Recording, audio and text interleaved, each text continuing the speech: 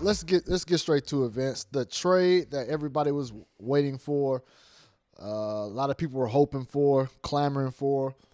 James Harden, he got his wish. He's out of Brooklyn, headed to the Philadelphia 76ers in the blockbuster deal, which is the biggest trade here at this trade juncture. And let me just break down the specifics of this trade, then I'll let you talk, Vince. Brooklyn traded James Harden and Paul Millsap, who's been away from the team for a couple of weeks, been in Atlanta. They traded those two to Philly for Ben Simmons, Seth Curry, Andre Drummond, and 2 first-round picks. Now, to me, that's an awful lot. Just tell me your reaction and what you've learned since. I think if people want you to believe that this deal came together at the time it came together, then yeah, I'd be shocked. Who are you referring to, Vince? Who are you referring to, Vince? I'm not referring to anyone. I'm just saying if this is being referred to or whatever as a last-second deal, it was not.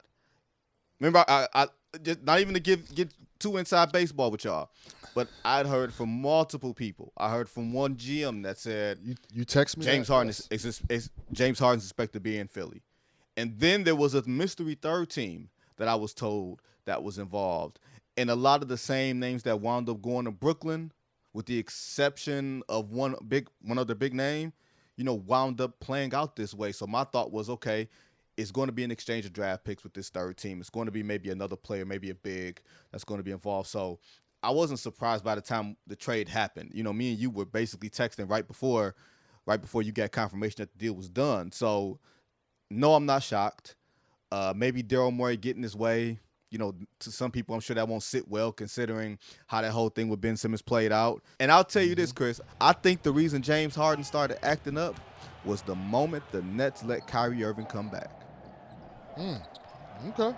That's not the first I've heard of that. I think Philly gave an awful lot. Seth Curry, Andre Drummond, and 2 first-round picks. Now, with that being said, the reason I think I would say caved into that is because I honestly think it would have been a little bit harder to make this deal in the offseason.